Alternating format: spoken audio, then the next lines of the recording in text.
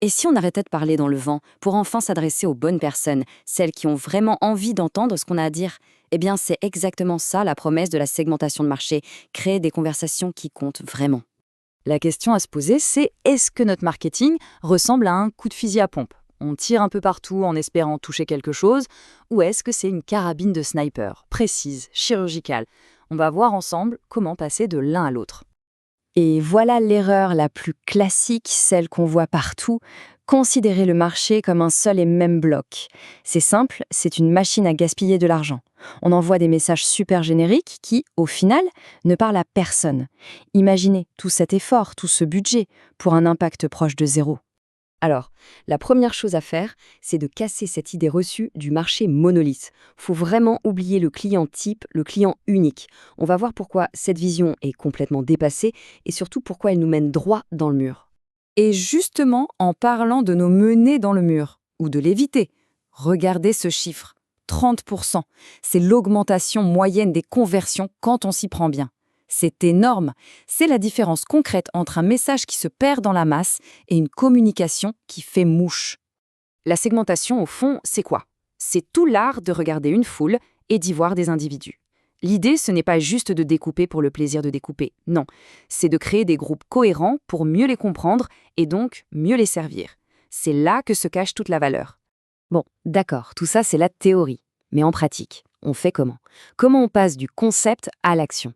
Allez, on va décortiquer les 4 grands types de critères qui vont nous permettre de construire ces fameux segments de manière vraiment intelligente. Voilà les 4 grandes familles de critères. On a le démographique, le géographique, le psychographique et le comportemental. Mais attention, le secret, ce n'est pas de choisir une seule catégorie. La vraie puissance, c'est de les croiser. C'est quand on combine, par exemple, l'âge d'une personne avec ses habitudes d'achat qu'on commence à avoir une vision 3D super précise de qui est notre client. Ok, on a les ingrédients. Maintenant, on passe au fourneau. Voici une feuille de route simple, en 4 étapes, pour construire sa propre stratégie de segmentation. C'est vraiment le plan d'action pour passer de la simple analyse à des décisions concrètes. Ce processus, il faut le voir comme un entonnoir. On commence large et on affine à chaque étape. D'abord, on définit les objectifs et on collecte la data. Ensuite, on choisit les critères pour créer les segments. Troisième étape, on développe des profils détaillés. Et enfin, on évalue tout ça pour prioriser. Logique, non? Étape 1, les fondations. Avant même de penser au segment, la question est pourquoi on fait ça? Quel est le but du jeu? Augmenter les ventes, améliorer la rétention. Une fois que l'objectif est clair, on peut partir à la chasse aux données pertinentes. Ensuite, l'étape 2, c'est un peu le moment où la logique rencontre l'intuition. Il faut sélectionner les critères qui sont vraiment pertinents pour notre business. L'objectif, c'est de créer des groupes qui sont à la fois distincts les uns des autres, mais homogènes à l'intérieur. C'est un vrai travail d'orfèvre. Troisième étape, et c'est ma préférée, on donne vie à ces segments. On ne parle plus du segment B2, non, on parle de Sophie, 35 ans, qui cherche à gagner du temps. On crée des personas. Ça transforme des données froides en portraits humains. Et ça, pour la stratégie, ça change tout. Et enfin, l'étape 4, le moment de vérité. On analyse chaque segment, sa taille, son potentiel de croissance, sa rentabilité. Parce que, soyons clairs, tous les segments ne se valent pas. C'est là qu'on prend la décision cruciale. Où est-ce qu'on va concentrer nos efforts et notre argent? Et cette analyse, elle peut réserver de sacrées surprises. Regardez cet exemple. Un segment qui représente à peine 31% des clients génère en fait 60% de la marge. C'est la preuve par l'image qu'il faut se focaliser sur la valeur, pas juste sur le volume. Le plus gros segment n'est pas toujours le plus intéressant. Bon, le plan d'action a l'air simple comme ça, mais attention, le parcours est semé d'embûches. Il y a 3 pièges classiques dans lesquels presque tout le monde tombe. Voyons-les ensemble pour être sûr de les éviter.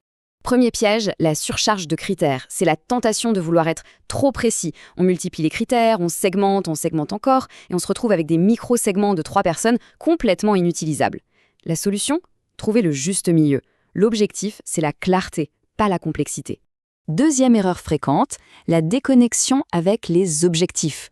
On crée des segments super intéressants sur le papier, mais qui ne servent à rien pour la stratégie globale de l'entreprise. La segmentation n'est pas un exercice académique, c'est un outil business. Et le troisième piège, c'est de voir la segmentation comme un projet ponctuel. On fait une belle étude, on la met dans un tiroir et on l'oublie. Grosse erreur. Le marché évolue, les clients changent. Une segmentation qui a 1 an est déjà obsolète. Il faut la voir comme quelque chose de vivant. Finalement, Et c'est vraiment le plus important, il faut changer notre perspective sur la segmentation. Ce n'est pas juste un rapport à produire, c'est un outil dynamique, un vrai moteur pour la croissance de l'entreprise. Une segmentation efficace, elle vit, elle respire avec l'entreprise et ses clients. C'est un processus qui, en continu, nous permet de découvrir de nouvelles opportunités. Il faut vraiment le voir comme une conversation permanente avec son marché, pas comme une photo qu'on prend une seule fois. Alors, si on devait résumer, d'abord, on arrête de traiter le marché comme un grand tout uniforme. Ensuite, on utilise un mix de critères pour vraiment comprendre ses clients. On priorise les segments en fonction de leur valeur et pas juste de leur taille. Et surtout, on garde en tête que c'est un processus continu. Ce qui nous amène à la question finale. On a regroupé ces clients en segments. C'est super, mais est-ce qu'on les a vraiment compris? Parce que la segmentation, c'est la carte. Mais la boussole, ce qui nous guide vraiment, ça reste l'empathie. C'est ça la vraie clé.